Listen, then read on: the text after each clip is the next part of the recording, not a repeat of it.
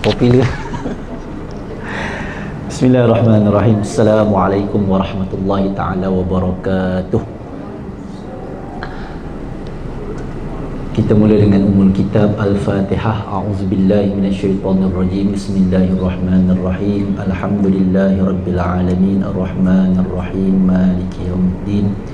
Iyyaka na'budu wa iyyaka nasta'in. Ihdinas siratal mustaqim, siratal ladzina an'amta 'alaihim ghairil maghdubi 'alaihim waladdallin. Amin. Alhamdulillah wassalatu wassalamu ala Rasulillah wa man tabi'ahu wa man walah. Rabbi shrah li sadri wa yassir li amri wahlul 'uqdatam min lisani yafqahu qawli. Subhanaka la 'ilma lana illa ma 'allamtana innaka antal alimul hakim. Wala haula wala quwwata illa billahil aliyyil azim.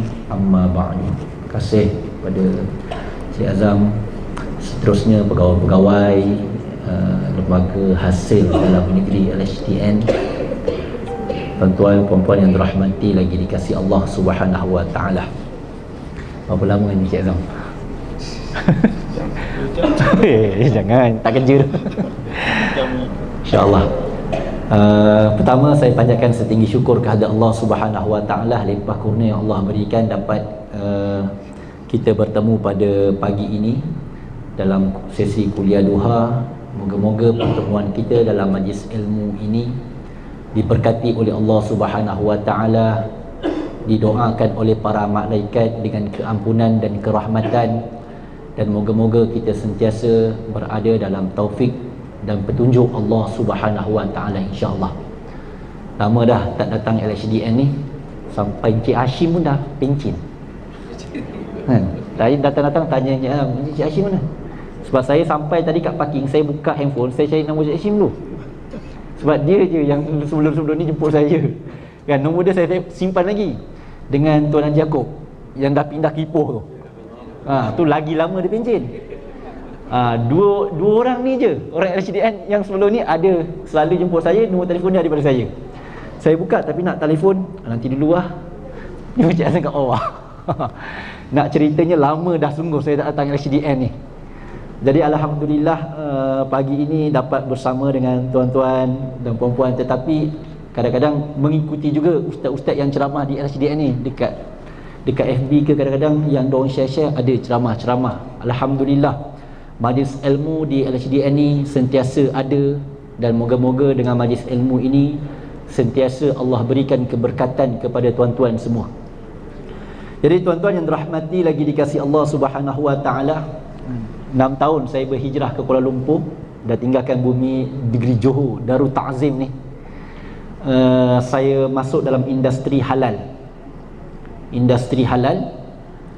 Dan sekarang saya pegang sebagai ketua unit audit halal dalaman di QSR Brand. QSR Brand tu anak syarikat kumpulan Johor Corp lah juga. Dan tak lari juga orang Johor ni cari-cari itulah. Jadi saya sebagai ketua unit audit di situ untuk pastikan segala rangkaian bisnes syarikat yang berkaitan dengan produk makanan ini halal. Jadi tanggungjawab saya ketua unit audit dah. Jadi susun atur staf pegawai semua untuk buat audit, turun badan buat audit. Macam tuan-tuan lah HDM ada audit kan. Semua ada audit. Gitulah saya tiap-tiap bulan sepanjang tahun begitulah. Okey, jadi tuan-tuan yang dirahmati lagi dikasihi Allah, jangan tanya nak cerita apa. Saya nak cerita tentang halal lah kan, sebab tak pernah cerita kat sini. Maka saya nak cerita kat sini pengalaman 6 tahun ni dalam industri halal, sebagai satu perkongsian untuk tuan-tuan yang berada di sini, bahawa apa yang ingin saya sampaikan ini moga beri manfaat, bukan untuk diri saya dan tuan-tuan, tetapi untuk keluarga, untuk ahli keluarga dan kita semualah.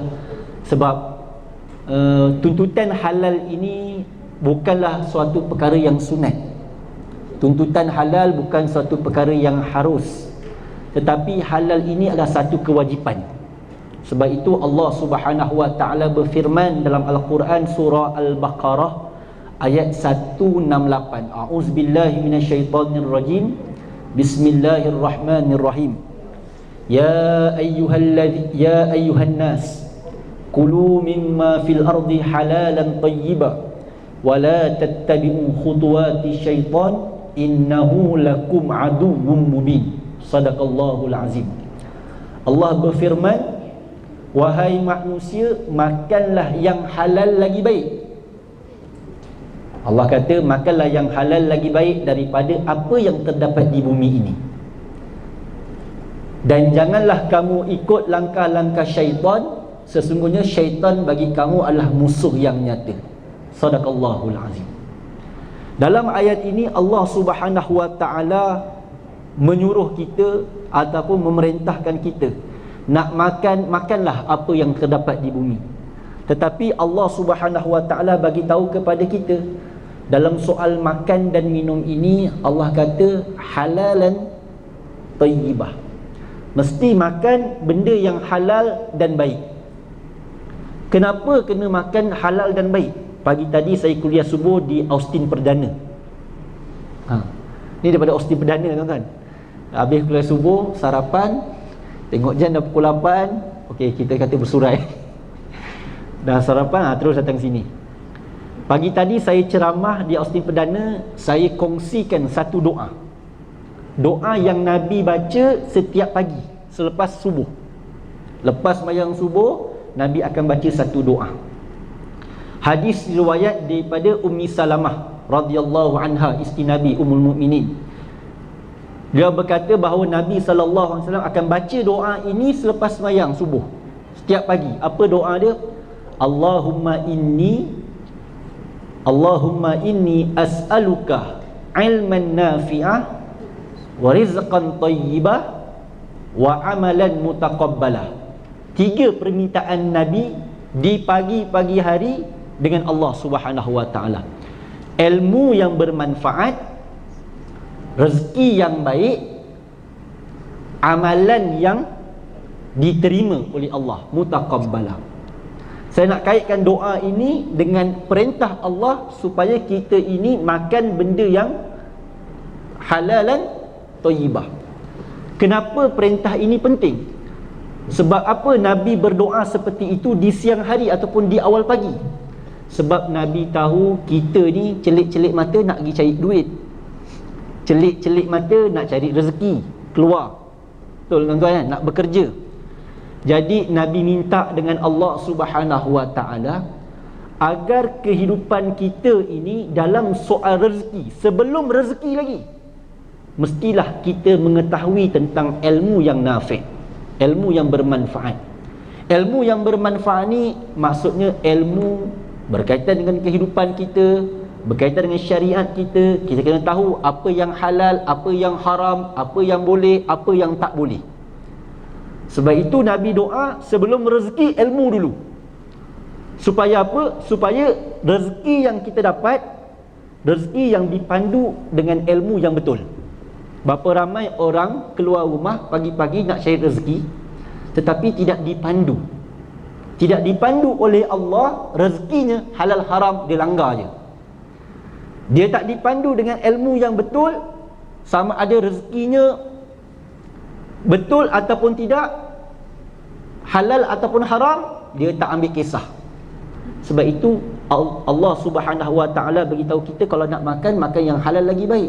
Tetapi sebelum halal lagi baik itu, kita kena ada ilmu tu. Ilmu berkaitan dengan halal haram, supaya apa pun pekerjaan yang kita buat mendatangkan rezeki yang thayyibah. Rezeki thayyibah. Rezeki thayyibah ni bukan makan minum, termasuk apa yang kita pakai, apa yang kita guna, apa yang kita manfaatkan.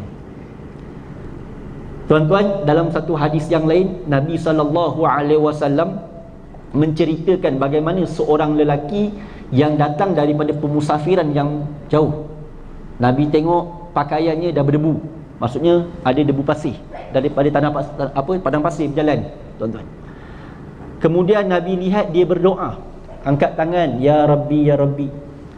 Tapi Nabi kata apa? Nabi kata minumannya haram, makanannya haram, apa yang dia pakai pun haram. Nabi kata Allah tak mustajab. Macam mana Allah nak mustajabkan doa dia? Maksudnya kalau kita, Allah kata makanlah apa yang terdapat di bumi lagi halal dan baik, bukan sekadar rezeki itu yang makan dan minum saja, termasuk apa yang kita pakai, baju, kereta, rumah, itu kan apa yang kita pakai. Kalau itu haram, maka dia termasuk dalam hadis tadi, amalan kita tak diterima. Sebab itu Nabi doa ilman nafi'an, kerana ilmu ini akan memandu kita untuk mencari rezeki. Nak buat MLM, contoh, ada ilmu tak? Tahu tak halal haram dia? Nak main saham, ada ilmu tak? Jangan main redah je, tak tahu yang mana patuh syariah, yang mana tak patuh syariah. Kita nak berbisnes, bermuamalat, ada ilmu tak tentang nak muamalat? Supaya apa? Supaya muamalat kita ni dengan ilmu, kita tahu rezeki kita tu halal tidak. Kenapa Nabi doa rezeki thayyiban dulu sebelum amalan? Sebab rezeki yang halal itu, rezeki yang baik itu asbab amalan kita diterima oleh Allah Subhanahu wa ta'ala. Kalau rezeki kita tu bukan rezeki yang halal dan baik, macam mana kita semayang, Allah tak terima. Doa kita, Allah tak terima. Bukan maksudnya bila Allah tak terima kita buat, kita tak payah buat, tak. Kita wajib laksanakan, tetapi qabul di sisi Allah tu, penerimaan di sisi Allah tu, Allah dah bagi garis panduan dah. Antara asbab-asbab doa kita Allah tak dengar, doa kita Allah tak pandang, Allah tak istajabkan doa kita. Kerana apa? Kerana kita makan, minum dan kita pakai. Kita pakai yang tuan-tuan, maksudnya jangan ingat makan minum je. Kita pakai apa? Termasuk jam yang kita pakai, apa yang ada yang kereta kita yang sebut tadi, rumah kita, peralatan dalam rumah kita yang kita beli, apa yang kita pakai. Kalau daripada sumber yang haram, maka di situ amalannya amalan yang tidak akan diterima oleh Allah Subhanahu wa ta'ala. Itu tuan-tuan. Sebab itu menjadi satu kewajipan kepada kita memastikan apa pun yang kita buat atas muka bumi ini mesti ada ilmu, kemudian rezeki yang dapat itu kita doa dengan Allah, rezeki yang baik. Itu asasnya tuan-tuan, sebagai muqaddimah cerita saya pada pagi ni. Nak cerita kenapa saya nak bawa tajuk ni. Tuan-tuan yang dirahmati lagi dikasihi Allah, kalau kita cerita tentang halal ni, halal, saya daripada industri hari ni, tuan-tuan, kalau kita cerita tentang persijilan halal, tuan-tuan tahu tak logo halal Malaysia? Logo halal Malaysia ada berapa banyak? Ada satu logo ke dua logo? Ke ada tiga logo? Logo halal Malaysia ada satu je. Bawah JAKIM. Negeri pun, Jabatan Agama Negeri pun, bahagian halal, dia akan sama pakai logo halal yang dikeluarkan oleh pihak JAKIM. Maksudnya logo halal satu Malaysia pakai logo yang sama, tuan-tuan. Kalau kita lihat kepada tentang logo halal ni, tuan-tuan, dalam industri hari ini, logo halal dah ada lebih kurang 8 skim persijilan halal. Makan minum kita, maksudnya raw material tu yang kita nak makan minum, ada skim persijilan halal. Yang kedua, permis, restoran, kedai, ada yang dikeluarkan. Restoran mana yang ada logo halal, halal lah. Yang tak ada logo halal, wallahu a'lam. Saya tak kata tak halal, saya kata wallahu a'lam. Jadi kita kena cek dulu. Skim yang ketiga, ada yang dikeluarkan sijil halal kepada rumah sembihan.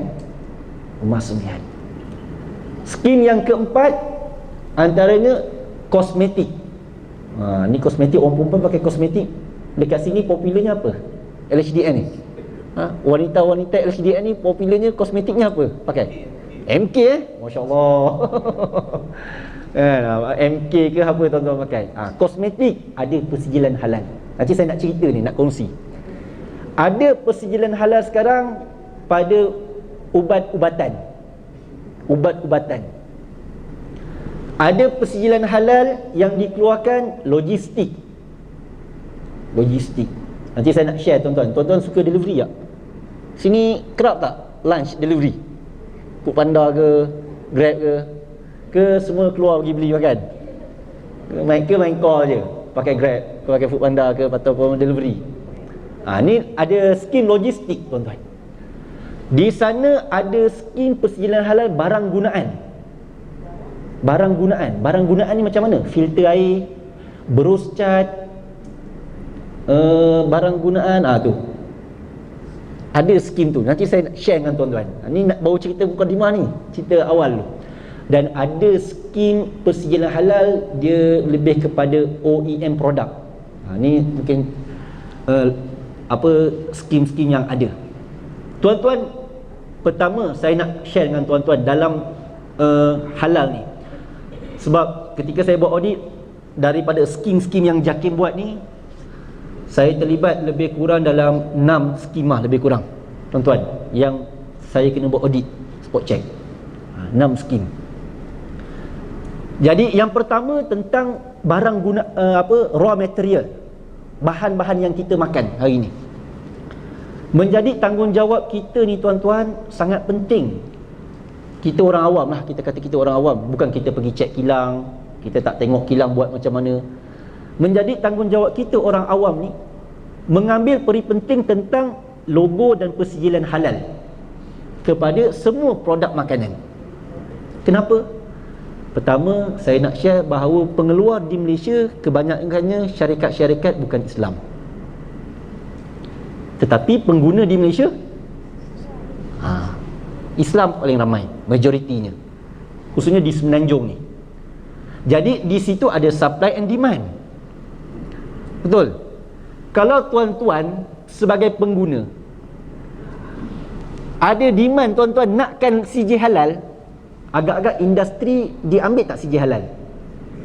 Dia akan ambil CJ halal walaupun dia terpaksa bersusah. Ingat senang nak buat CJ halal tuan-tuan? Susah nak buat CJ halal kan? Kena isi form, kena itu, kena ini, bayar fee. Kalau syarikat multinasional, mereka bukan sekadar buat CJ halal, mereka kena menggajikan, ada seorang staff halal eksekutif. Halal eksekutif, syarat halal eksekutif bukan sembarangan.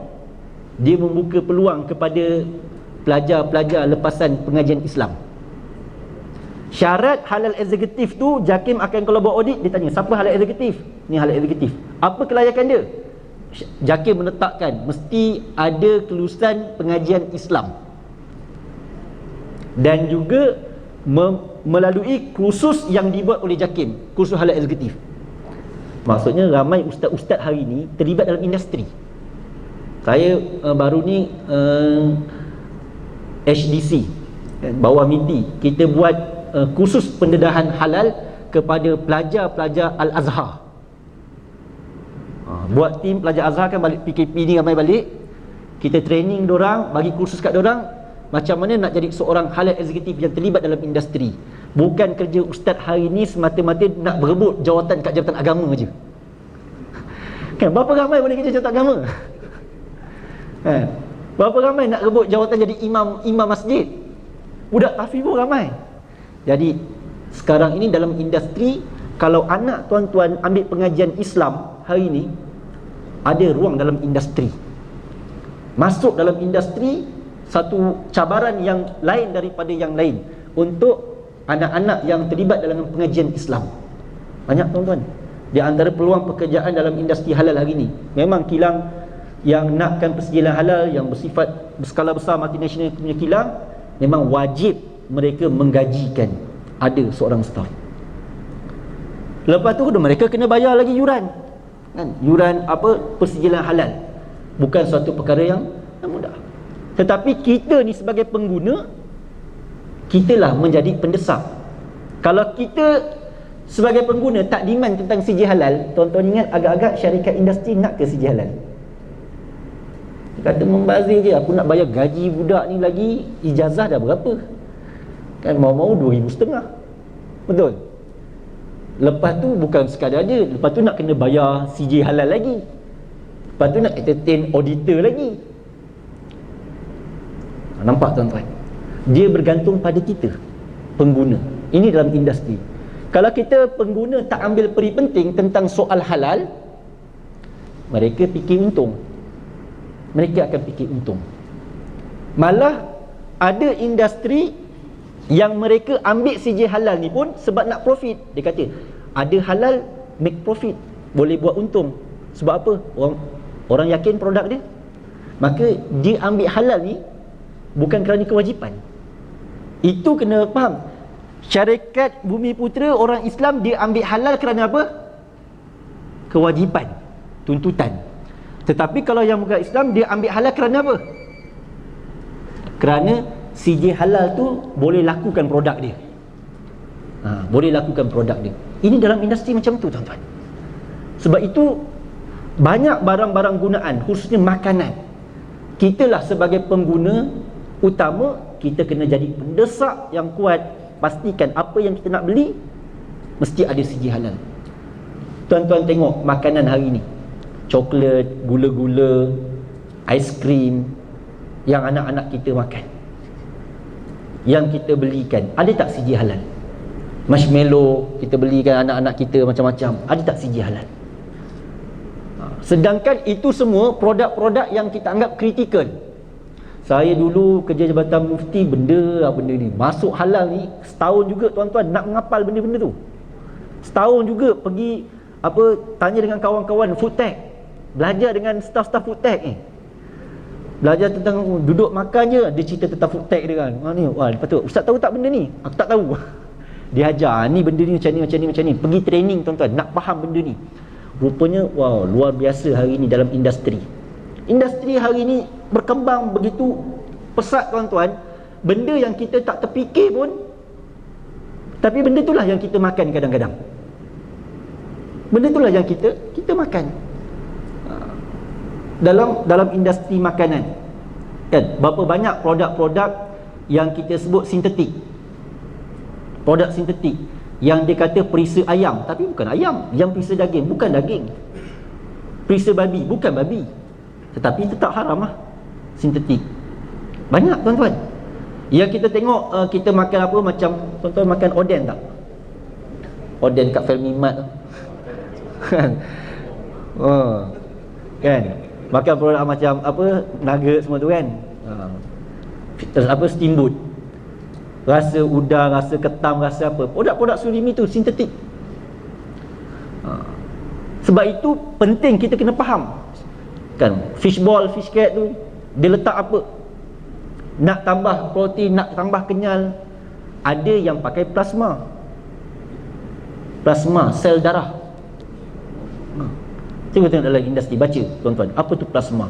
Saya pun tak faham apa dulu plasma, ambil daripada darah. Rupanya kawan-kawan yang food tech ajar, ustaz, okey ni kalau kita ambil darah kita itu dia boleh asing, lemak apa semua kan, dia asing. Ni plasma ni diorang akan letak selalunya kepada produk-produk macam fishball, fish cat. Apa hukum? Hukum baru tanya ustaz. Teknikal saya akan tanya orang-orang food tech. Baru nanti ustaz bahas apa hukum, kaedah fiqah macam mana makan benda yang daripada darah dan sebagainya, kan haram tak haram. Sebab itu dalam industri kita sebagai pengguna ni, benda ni kadang kita tak didedahkan, tak tahu. Tetapi tanggungjawab kita mesti CJ halal je lah. Tu je lah logo halal. Tu contoh pada produk-produk makanan kan. Marshmallow, ada yang ada halal, ada yang tak ada halal. Tetapi dalam marshmallow tu ada gelatin. Ada gelatin halal, ada gelatin tak halal. Macam mana tuan-tuan nak bezakan? Memanglah tak nak beza. Yang penting tuan-tuan nak beli, ini ada logo halal, tak ada logo halal. Tu je lah. Kalau tuan-tuan tak ambil peri penting tentang tu, orang kata sama je marshmallow ni semua. Tak sama. Ada halal, ada tak halal. Ini tanggungjawab kita. Itu pada raw material, pada bahan-bahan kita makan. Termasuk contoh lain tuan-tuan, minyak masak. Semua pakai minyak masak. Kadang-kadang minyak masak ada yang murah, yang tapis kan, yang paket tu kan, itu kan minyak recycle tapis. Minyak tapis pun walaupun di recycle mesti ada CJ halal. Sebab tak tahu dia orang ambil daripada restoran mana untuk ditapis. Dia ambil daripada kedai mana yang dia gunakan untuk ditapis balik. Daripada mana? Saya dekat kat Senai tu dulu, dekat rumah mak saya, belakang rumah tu ada kilang, dia buat tapis minyak. Dia tapis minyak. Memang tak ada CJ halal lah, sebab yang bukan Islam punya. Saya selalu pesan, mak, jangan beli minyak paket ni, tak ada CJ halal. Lepas tu kita tengok datang tin-tin minyak yang untuk dia tapis tu, kita tak tahu tin-tin minyak tu daripada restoran mana, daripada kedai mana. Sebab itu penting. Itu contoh dalam industri minyak. Nampak simple minyak, tapi tuan-tuan kalau tak ambil tahu, mungkin kita pakai minyak recycle yang bekas daripada goreng yang non halal. Itu contoh, tuan-tuan. Itu pada raw material. Belum kita cerita tentang restoran. Hari ni tuan-tuan, kita mengalami satu cabaran di Malaysia ni. Cabaran apa? Cuba tengok restoran-restoran. Ada yang ada CJ halal, ada yang tak ada CJ halal. Itu satu hal dah. Kemudian kadang-kadang yang bekerja di restoran sekarang ini kebanyakannya orang tempatan, orang luar. Orang luar. Bila orang luar yang bekerja, kan, kadang-kadang dia tak ikut SOP KKM, Kementerian Kesihatan. Nak kerja di restoran yang serve makanan, mesti ada suntikan typhoid untuk mengelakkan penyakit berjangkit. Kepada industri, kalau restoran, rumah kedai-kedai yang ada CJ halal, itu memang requirement, kewajipan. Tapi yang ada yang tak ambil CJ halal ni, yang gunakan pekerja-pekerja foreigner, mana tuan-tuan tahu dia ambil typhoid ke tidak? Di situ merupakan satu musibah yang boleh menimpa kita, penyakit berjangkit yang dibawa daripada negara dia, yang ada pada diri dia. TB ke, apa lagi, macam-macam penyakit.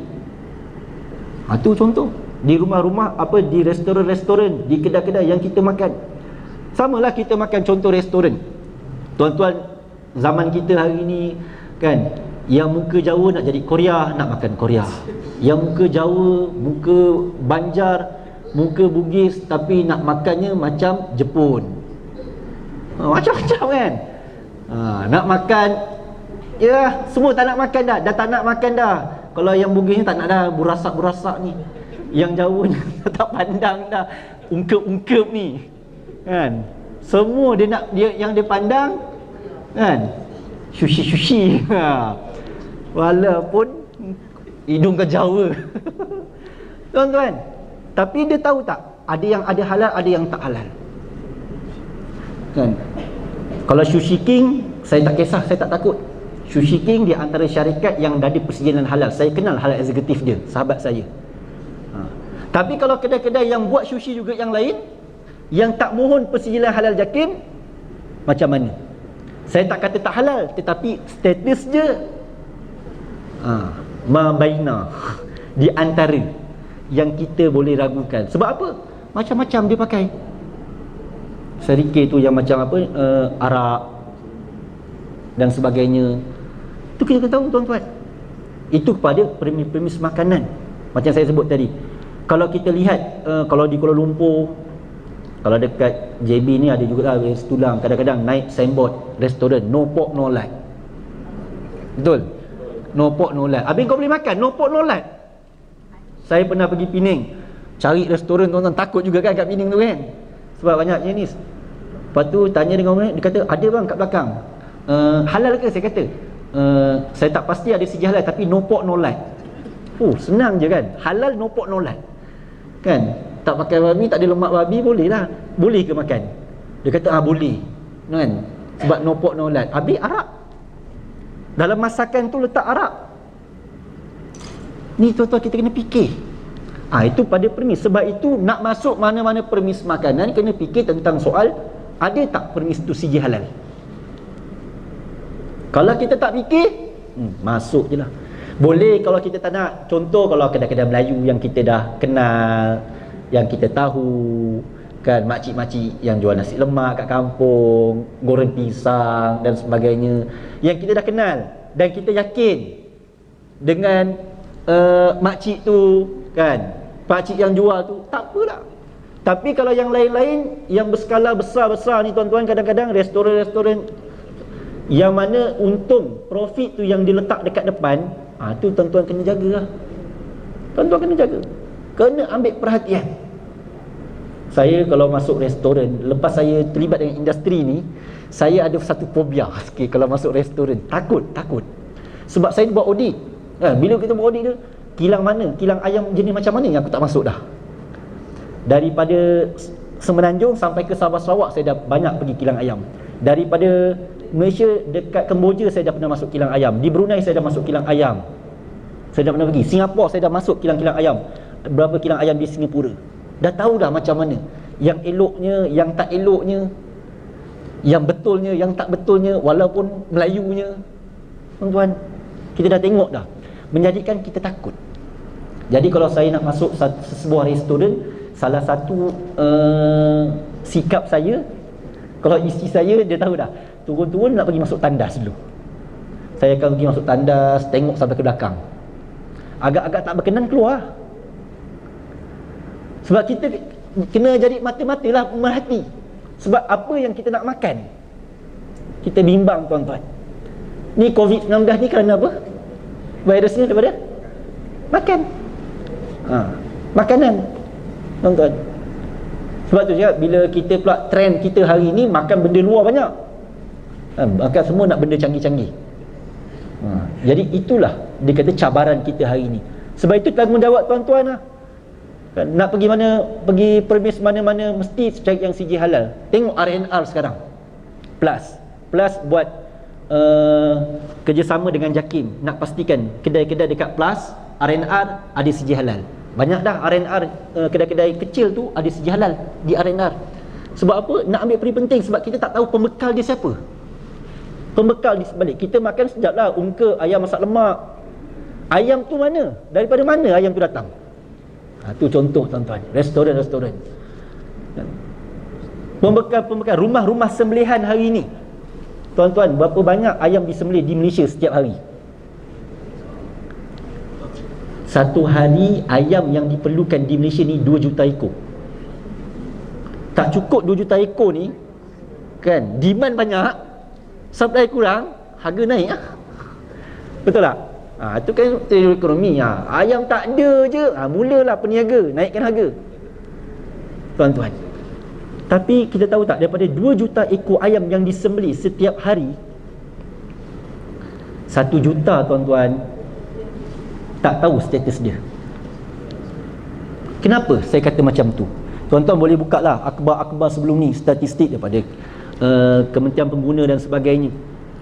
Tuan-tuan, sifat rumah sembelihan di Malaysia ni, rumah-rumah sembelihan ayam, dia bukan satu kewajipan untuk ambil CJ halal. Tak wajib.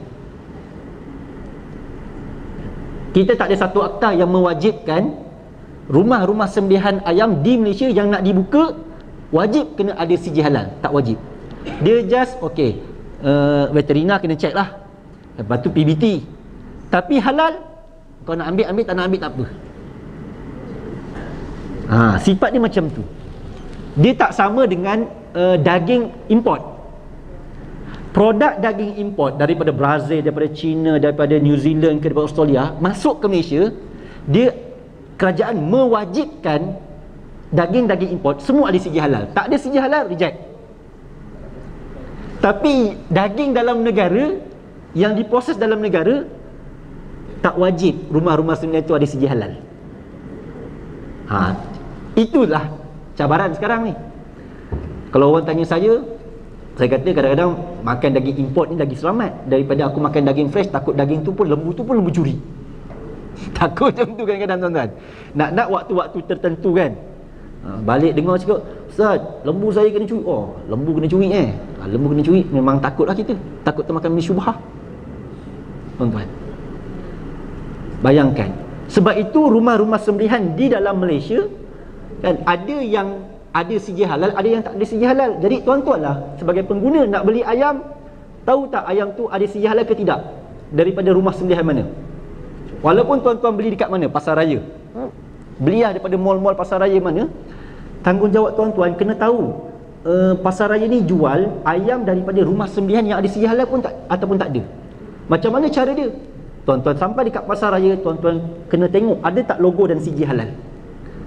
Kemudian tuan-tuan kena tengok, kalau orang buat audit, dia tengok date tu expired ke tidak. Saya ingat beberapa tahun lepas kita orang buat family day kat Mersing. Malah nak buat BBQ lah, biasa kan. Jadi bantai. Pergilah satu pasar raya di Mersing. Isi saya nak beli ayam, lagi nak perak semua. Saya ni tak kisahlah, okey. Sampai pasar raya memang auditor kan. Masuk sampai tempat ayam, bukan tengok ayam dulu, cari segi halal. Saya tengok, oh okey, daripada jauh tu masuk dan nampak logo halal. Saya pergi tengok segi halal. Tengok dia gunakan segi halal yang dah photo state, dah expired 2015. Main tampal je. Banyak macam tu tuan-tuan. Kita kena tipu je. Sebab kita ni pengguna banyak sangka baik sangat kadang-kadang dalam soal-soal macam ni. Oh, ada logo halal. Okey. Nampak daripada jauh je. Cuba pergi dekat tengok expired date dia. Rupa-rupanya dah 2 tahun dah mati. Dia sekadar tampal je gitu. Sampai bila saya tanya, saya kata, ini sijil halal 2015, mana sijil baru? Oh, dia kata memang tak ada. Habis kau tampal 2015 ni buat apa? Mengelirukan. Tuan-tuan, ini kes rumah-rumah sembelihan di Malaysia ni. Rumah-rumah sembelihan ayam di Malaysia. Sedangkan ayam pula menjadi makanan kesukaan ramai. Memang wajiblah ada setiap hari, seminggu tak berapa kali ditelan ayam. Anak-anak kita suka ayam goreng dan sebagainya. Nampak tuan-tuan? Sebab itu kita kena jadi pengguna yang mendesak, yang ambil peri penting ni.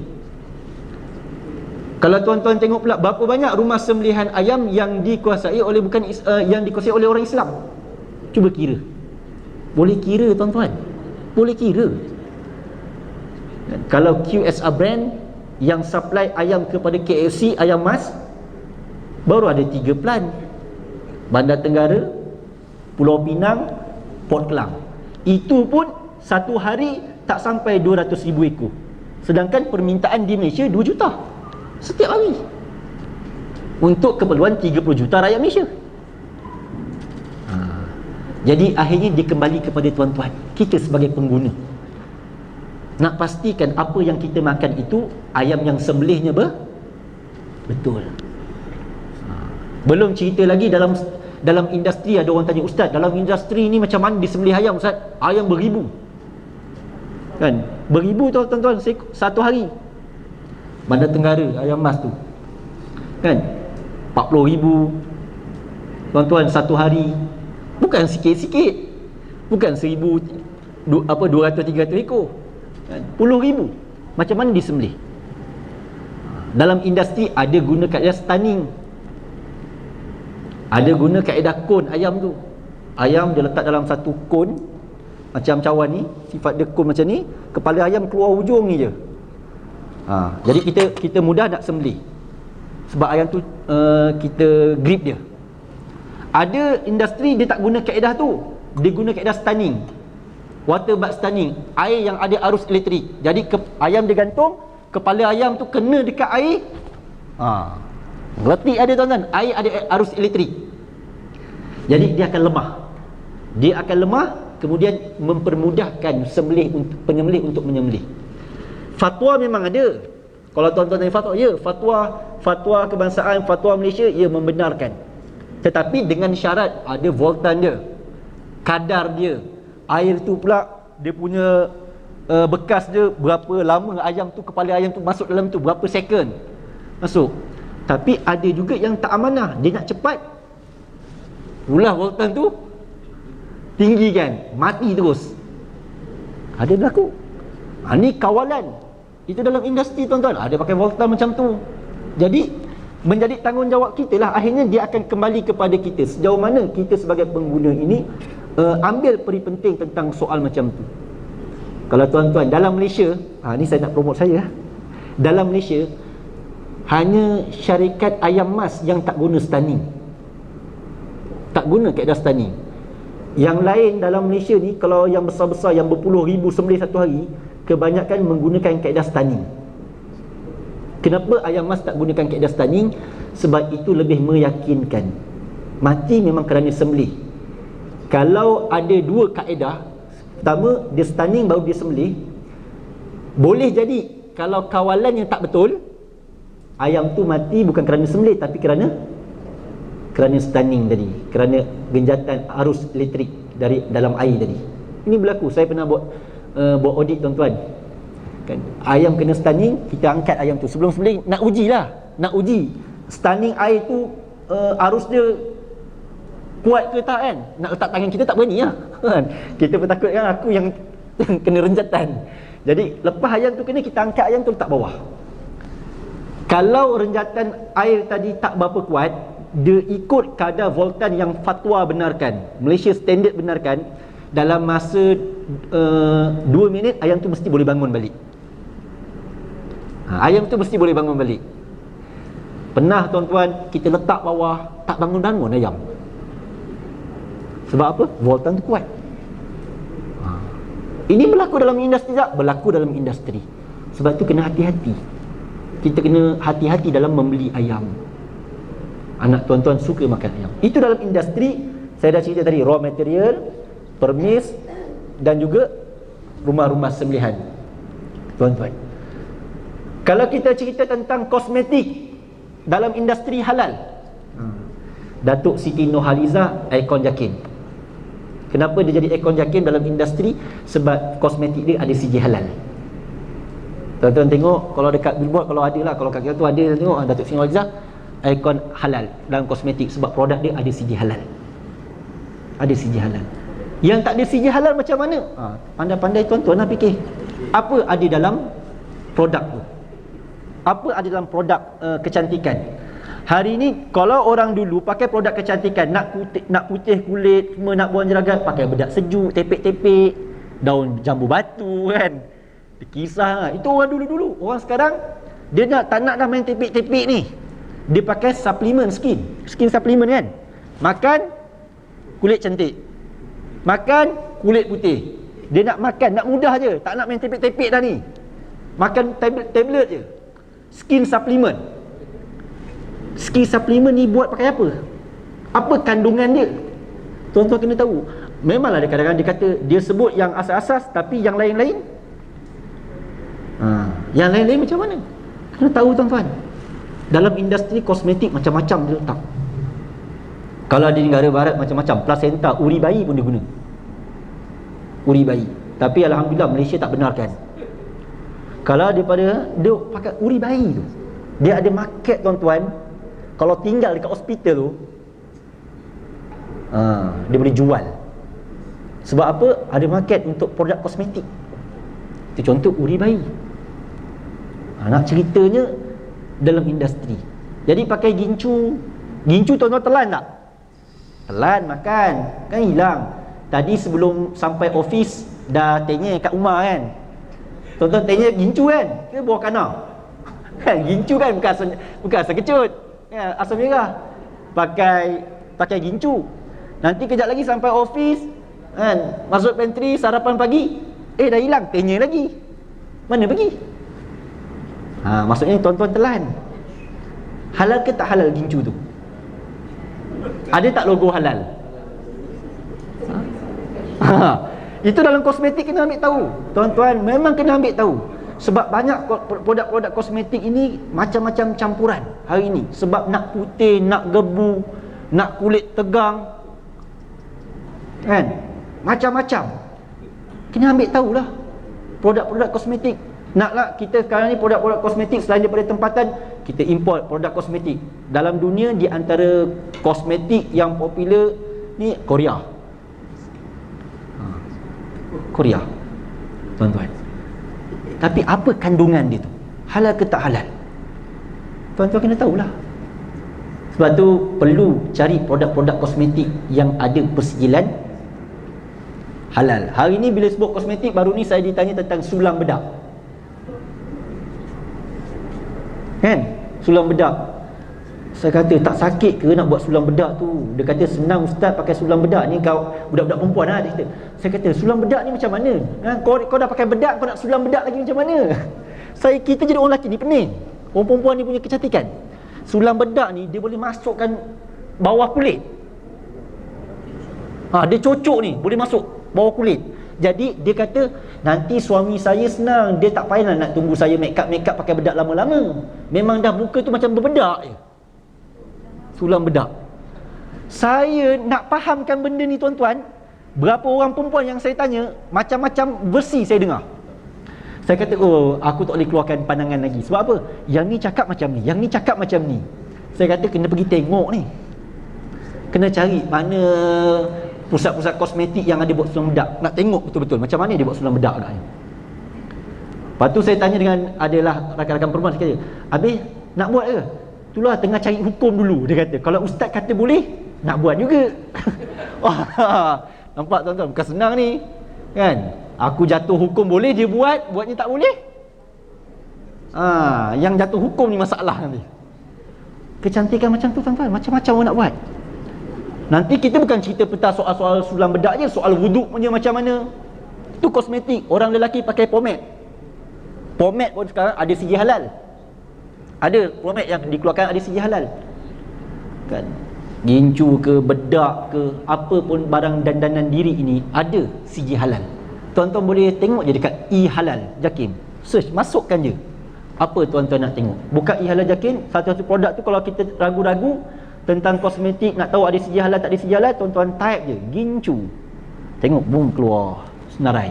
Tengoklah syarikat mana yang tuan-tuan masukkan nama, InsyaAllah keluar. Kalau tak keluar, dia tak ada segi halal, hati-hati lah. Kita tak tahu produk-produk macam mana, kosmetik. Belum cerita kosmetik itu dia sifat dia macam mana. Kadang-kadang terlalu tebal, nanti nak ambil wuduk kena bersihkan lagi. Betul tak tuan-tuan? Berapa ramai orang perempuan sebab pakai mahal kan, pakai produk kosmetik mahal, jadi nanti nak buang-buang tu sayang, nak touch up lagi. Akhirnya dia semayang jamak, Zuhur dengan Asar, satu awal satu akhir. Zuhur akhir waktu, Asar awal waktu. Jadi sekali bersih, touch up sekali, jimat. Kalau dia semayang 2 kali, awal-awal dia kena touch up 2 kali. Nak make up 2 kali, nak jimat. Produk saya mahal ustaz. Oh, rupanya sebab tu kau malas, maka menyebabkan kemalasan itu semayang Zuhur pukul 4 akhir waktu, Asar awal waktu. Dia kata fair lah. Dia kata satu awal satu akhir. Kan tengah-tengah Ustaz, ada awal dan akhir. Sedap berhujah kan. Pandai orang hujah ni. Orang perempuan ni pandai hujah sebab kosmetik. Hati-hati. Tu cerita kosmetik tuan-tuan. Dalam industri halal, macam-macam barang gunaan yang diguna pakai. Belum saya cerita tentang hadis-hadis Nabi berkaitan dengan kosmetik, yang kecantikan dandanan diri, tentang soal rambut palsu, cukur bulu kening kan, dan macam-macam lagi kan. Ambil apa kosmetik pakai darah, sel-sel darah cocok dekat pipi untuk hidupkan balik sel-sel darah yang dah mati. Pakai sel darah. Ada tanya, Ustaz, ada pandangan membenarkan, tapi ada syarat. Syarat dia sel darah dia lah, jangan ambil darah orang. Tengok orang tu putih gebu, ambil darah kau penyam sikit. Nak putihkan, tak boleh lah. Dia ada garis panduan dia. Tapi dalam industri berlaku benda-benda macam ni tuan-tuan. Berlaku. Sebab itu, apa pun yang kita buat, kena ilmu duduk depan dulu. Jangan main guna pakai, tapi akhirnya kita terlibat dengan benda yang haram. Begitu juga dalam skim halal Jakim, ada skim yang bersifat barang gunaan. Barang gunaan tuan-tuan. Macam apa? Macam contoh filter air, penapis air. Rumah tuan-tuan pakai filter apa? Macam-macam lah, canggih-canggih semua, main tekan-tekan je kan, keluar. Tak payah nak masak-masak air.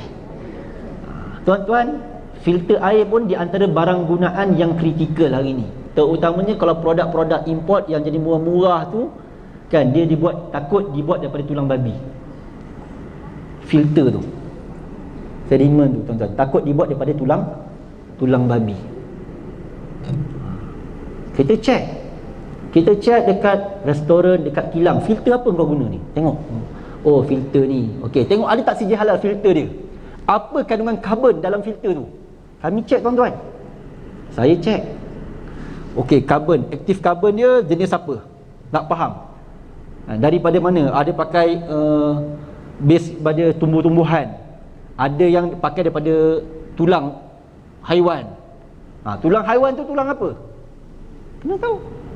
Sebab itu filter air pun hari ini yang kita nak bukan brand semata-mata, tetapi yang kita nak tengok adalah adakah filter air itu ada sijil halal ataupun tidak. Nampak jernih, bersih, tapi filter dia, activated carbon dia daripada tulang babi, macam boleh.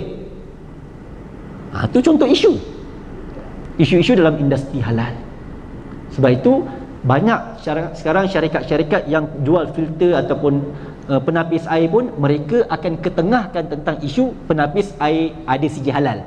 Barulah mereka cerita penapis air aku ni ada berapa berapa silinder je ke, berapa dia punya lapis tapisan dia. Pertama nak tahu ada sijil halal tak? Sebab permintaan tuan-tuan. Kalau tuan-tuan pergi ke kedai-kedai yang jenis murah-murah, jual murah, tuan-tuan tengok kadang-kadang dia tulis kenyataan kat itu. Dia jual murah tapi dia tulis dia tak jamin halal. Bila dia kedai tu sendiri tak jamin halal, tuan-tuan kena decide sendiri, pilih nak macam mana. Belum cerita berus.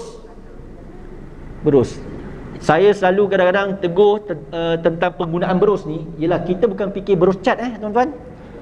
Mak-mak, makcik-makcik yang suka buat kek, buat biskut kuning telur tu kan, letak atas biskut, dia godak itu tu. Berus yang dia gunakan, bulu tu, bulu apa? Bersifat sintetik, plastik ataupun bulu haiwan. Kena tahu. Kena beli yang sintetik tu, yang jenis macam warna putih plastik kan. Tu tak apa. Kalau dia berasas daripada bulu haiwan, kena ambil perhatian. Sebab banyak yang saya dah jumpa bulu babi. Itu contoh. Bukan kita soal kita cat dinding. Buat kek ni, letak atas tu, pakai selit-selit semua tu.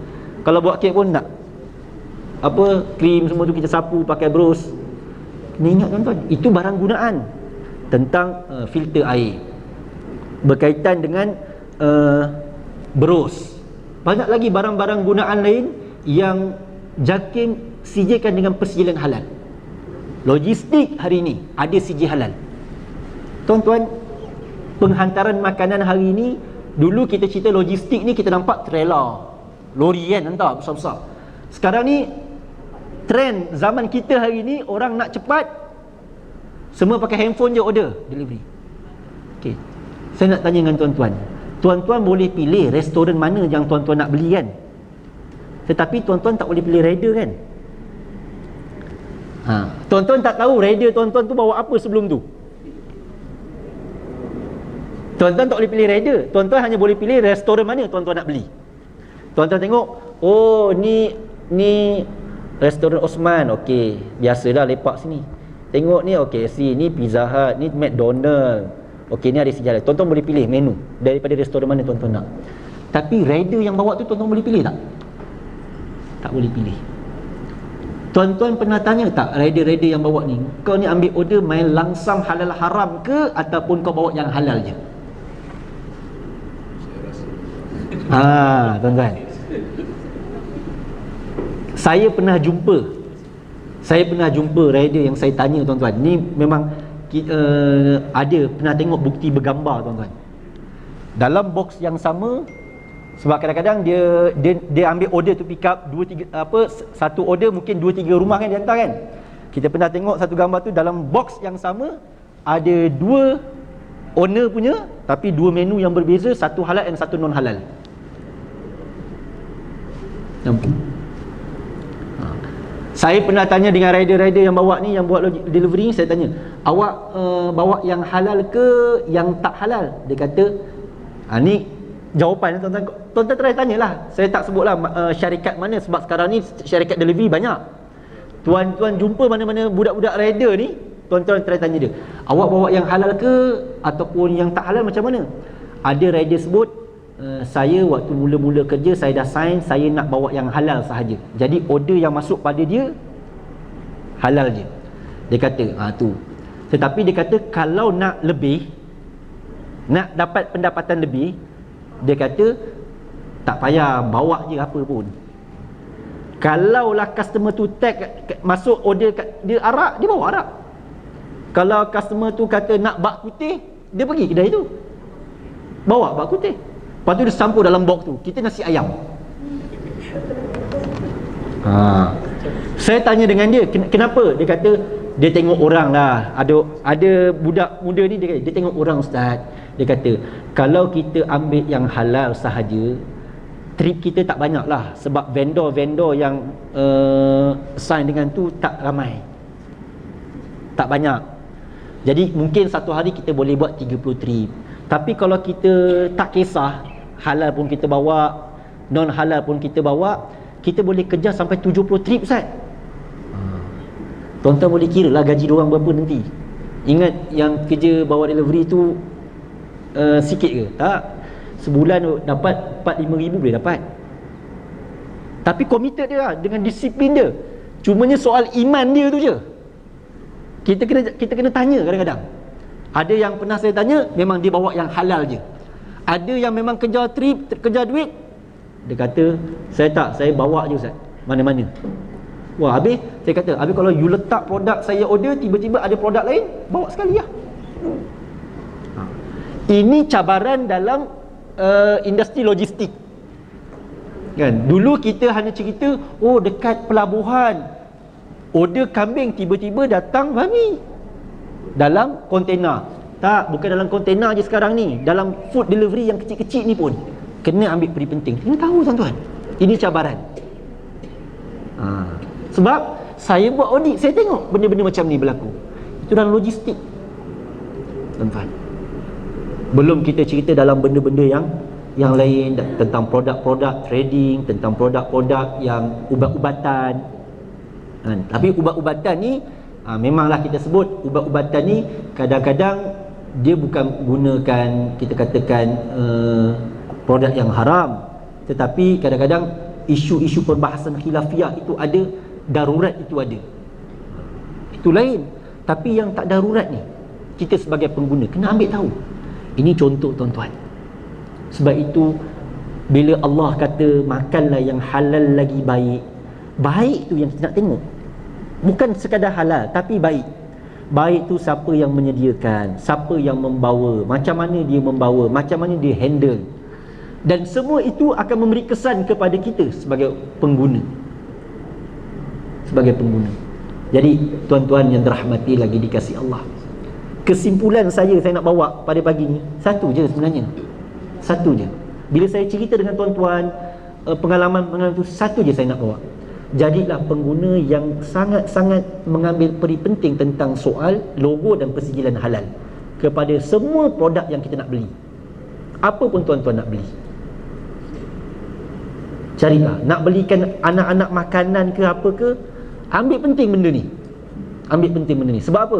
Inilah tuan-tuan terkait dengan amalan kita. Apa yang kita makan, apa yang kita minum, hati kita, ibadat kita, cara kita berfikir, menjadi darah daging. Bila menjadi darah daging, akhlaknya, pembentukan syahsiahnya, lepas tu kefahaman pada ilmunya, semua tu tergantung pada makanan juga. Kan? Ngapa-ngapa tak masuk-masuk, ngapa-ngapa tak masuk-masuk, tapi dengar lagu masuk. Tu masalah. Dengar Quran tak masuk-masuk, dengar lagu masuk. Tu kan pelik tuan-tuan. Kata padahal Al-Quran tu mukjizat.